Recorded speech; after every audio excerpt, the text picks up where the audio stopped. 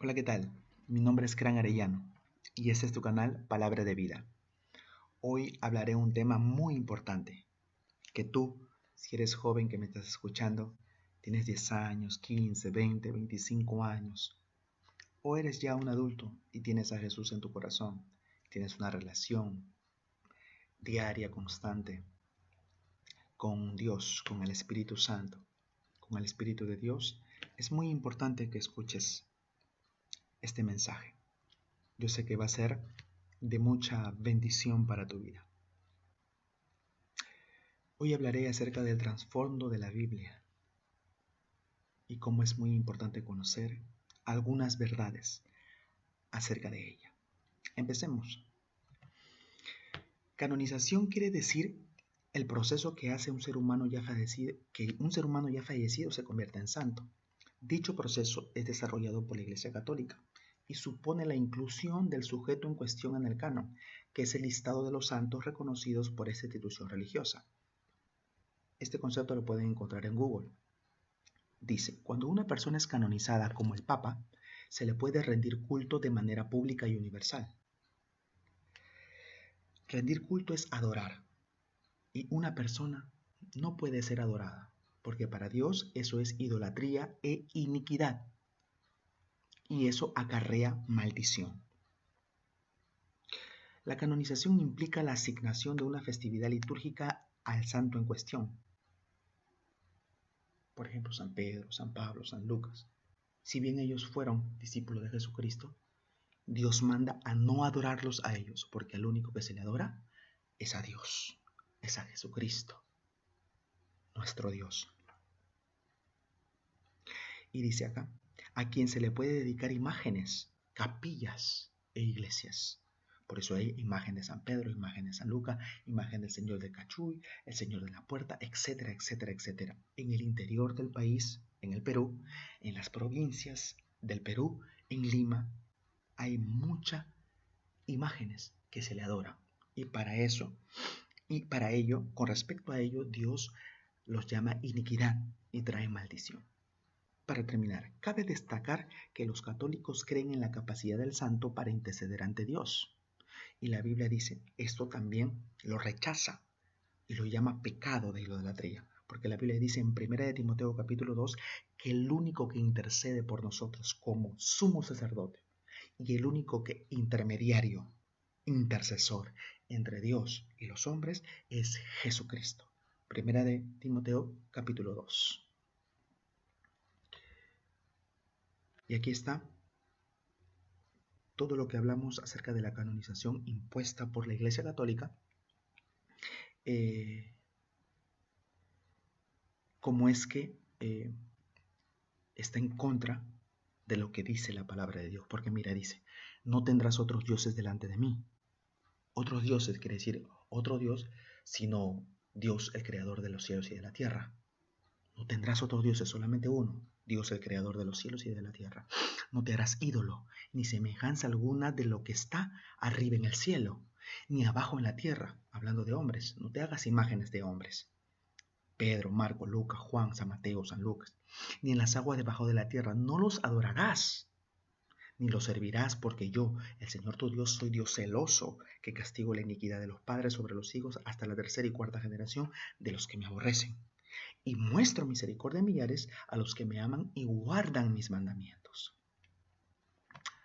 Ahora, ¿por qué hablo de la canonización? Porque nuestra Biblia, o la Biblia, la Reina Valera 1960, la Biblia, la que tienes tú en tu mano, fue también canonizada. Es decir, que un grupo de exégetas católicos, aproximadamente en el siglo IV, siglo V, siglo V, siglo IV y siglo V, liderado por Atanasio, que era un obispo católico. Él decidió, sobre todo él, decidió qué libros iban a ser canonizados.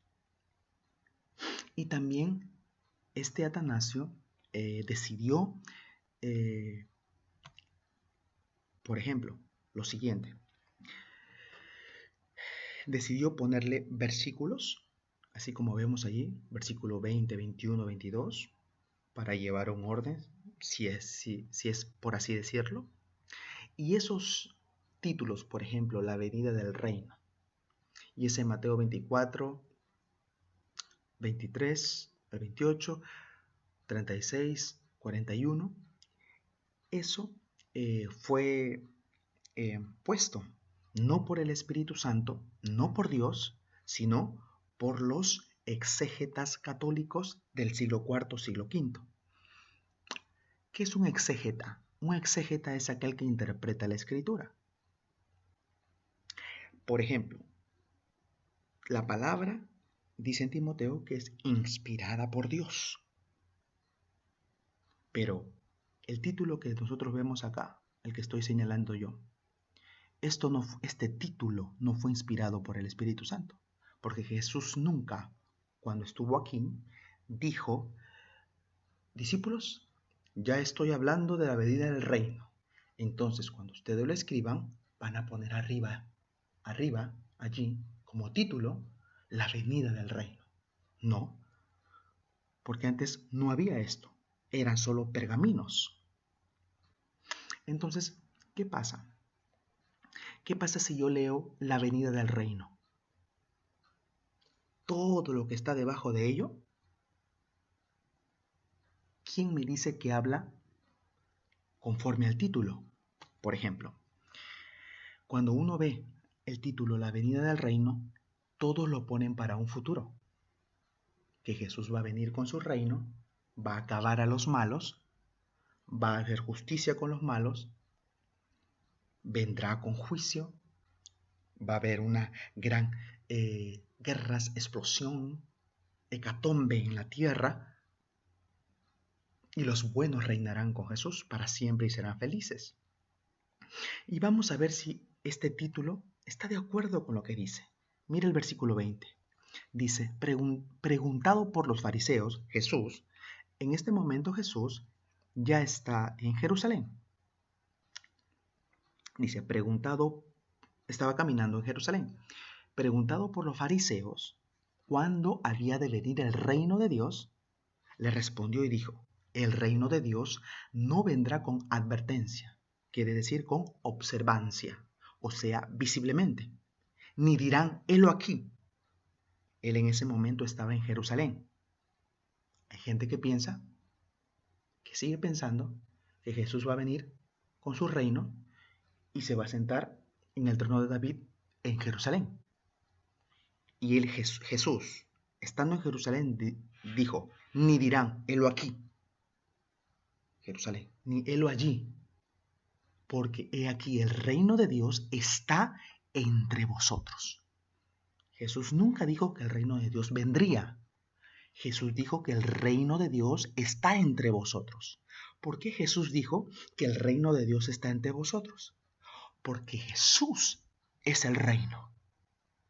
Por eso es que también Jesús dijo, si por el dedo de Dios yo echo fuera los demonios, he aquí, el reino de Dios se ha acercado. Entonces, lo que dice verso 20 y verso 21 es totalmente opuesto por lo que muchos, conforme a lo que muchos interpretan este título de acá, la venida del reino.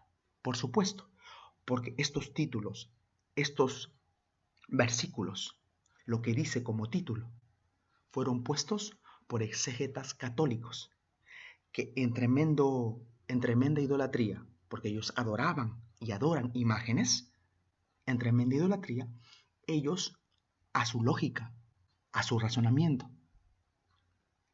pusieron estos títulos. Por eso es que no va de acuerdo con la verdadera interpretación del Espíritu de lo que dijo Jesús conforme al título. ¿Quedó claro? La última, la venida del reino. Todos dicen que Jesús viene con su reino para un futuro, pero acá Jesús no le está diciendo al fariseo, no le está diciendo que el reino de Dios viene en un futuro. Le está diciendo el reino de Dios está en medio de ustedes, porque Jesús es el reino. no en un futuro. ¿Más o menos? Seguimos. Ahora, nosotros tenemos una página que dice Nuevo Testamento, ¿cierto? Antiguo y Nuevo Testamento. Estos exegetas católicos también decidieron dónde poner Nuevo Testamento, dónde poner Antiguo Testamento. Eso no lo eligió Jesús. Ahora, lo que vamos a ver aquí, vamos a sacar nuestras conclusiones con la palabra de Dios, si Mateo, Marcos, Lucas y Juan pertenecen al Nuevo Testamento. Nosotros sabemos que el Nuevo Testamento, ¿qué significa?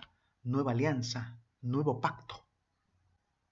El nuevo pacto que Jesús iba a tener con los hombres. Porque hay un viejo pacto y hay un nuevo pacto. Pero ahora nos vamos a concentrar a ver por las Escrituras si Mateo, Marcos, Lucas y Juan pertenecen al nuevo pacto o no. Mira lo que dice acá. Mateo capítulo 5, verso 39. Jesús le está diciendo a los discípulos, escudriñad las Escrituras, porque a vosotros os parece que en ellas tenéis la vida eterna. Y ellas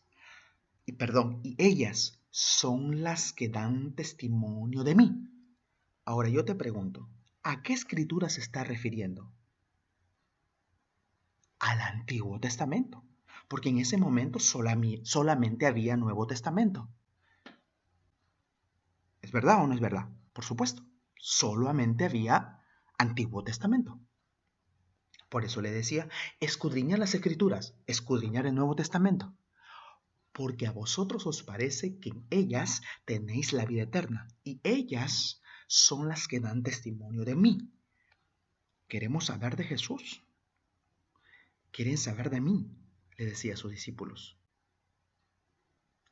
Escudriña el Antiguo Testamento, porque Jesús es del Antiguo Testamento. Jesús vino a cumplir todo lo que decía en la ley, en los salmos y en los profetas. Jesucristo es del Antiguo Testamento. Mira lo que dice acá. Vamos a comprobar. Y les dijo, estas son las palabras que os hablé, estando aún con vosotros, que era necesario que se cumpliese todo lo que está escrito de mí en la ley de Moisés, en los profetas y en los salmos. Es decir, todo lo que hablaron los profetas, todo lo que está en la ley y todo lo que está en los salmos, en los profetas y en la ley de Moisés, todo lo escrito se cumplió. Jesucristo vino a la tierra a cumplir lo que estaba escrito de él, a cumplir el Antiguo Testamento, a cerrar la antigua alianza y a abrir la nueva alianza. Por eso él es el alfa y la omega, el fin del antiguo pacto, la realización del antiguo pacto y el inicio del nuevo pacto. La realización, el cumplimiento del antiguo pacto y el inicio del nuevo pacto. Jesucristo cumplió todo el Antiguo Testamento. Todo. Todo. Por eso dijo en el anterior, ellas dan testimonio de mí. Entonces Jesucristo vino a cumplir lo que está en la ley de Moisés, en los profetas y en los salmos. Él lo cumplió. Seguimos. Y mira lo que dice acá. Vamos a seguir meditando acerca de que Jesús cumplió todo lo que había en el Antiguo Testamento. Todo esto aconteció para que se cumpliese lo dicho por el Señor por medio del profeta, cuando dijo, y aquí una virgen concebirá y dará a luz un hijo, y llamará su nombre Emmanuel, que traducido es Dios con nosotros. Siempre la palabra dice lo que dijo el Señor por medio del profeta. El Señor hablaba a través de sus profetas. Y el mismo espíritu que estaba en los profetas es el espíritu del Señor. El Señor mismo cumplió todo lo que él mismo dijo a través de sus profetas. Por eso que Jesucristo no es nuevo testamentario. Jesucristo es antiguo testamentario, porque cumplió todo lo que decía la ley, los salmos y los profetas. Es decir, Mateo, Marcos, Lucas, Juan, que hablan de Jesús y de todo su ministerio, son antiguo pacto, antiguo testamento, porque Jesucristo es el Mesías de Israel. Es el Mesías que esperaban los judíos, el rey que esperaban los judíos con su reino. Pero Jesús le dijo, mi reino no es de este mundo. Ahora, mira lo que dice acá. Te digo, antes de leer esto, que Jesús fue enviado a los judíos. El ministerio de Jesús fue a los judíos, porque Jesús era el cumplimiento de todo el Antiguo Testamento. Jesús pertenece al Antiguo Testamento. Él venía a cumplir toda la Escritura. Por eso dice, escudriñad las Escrituras, refiriéndose al Nuevo Testamento, porque ellas hablan de mí. Él respondiendo dijo, no soy enviado sino a las ovejas perdidas de la casa de Israel. Por eso le dijo, no, a la sirofenicia. No es bueno dar el pan de los hijos a los perrillos. Él estaba poniendo allí los parámetros de su ministerio, porque él fue enviado a los judíos. Mateo, Marcos, Lucas, Juan es el ministerio de Jesús a los judíos. ¿Dónde debería estar? ¿Dónde debería estar esa hoja que los exégetas católicos pusieron como Nuevo Testamento? No antes de Mateo, porque Mateo, Marcos, Lucas, Juan pertenecen al Antiguo Testamento. El Nuevo Testamento, la hoja que dice Nuevo Testamento, debe de estar en Hechos, capítulo 2. Porque el antiguo pacto, ¿cómo era? La ley escrita en piedras. El antiguo pacto. El nuevo pacto, la ley escrita en sus corazones. El antiguo pacto, adorar en Jerusalén, en el templo de Jerusalén. El nuevo pacto, ustedes son el templo de Dios. Ahora pueden adorar al Padre en espíritu. Él busca adoradores en espíritu y en verdad. Ya no van a decir, el reino viene por aquí, el reino viene por allá, o helo aquí, o helo allí. No, el reino de Dios está en medio de vosotros. ¿Dónde debe ir esa hojita donde dice Nuevo Testamento? Es en Hechos, capítulo 2, en el derramamiento del Espíritu. Porque allí se confirma que el Espíritu del Señor no solamente es para Israel, el pacto no solamente es para Israel, sino para todas las personas, incluyendo los gentiles.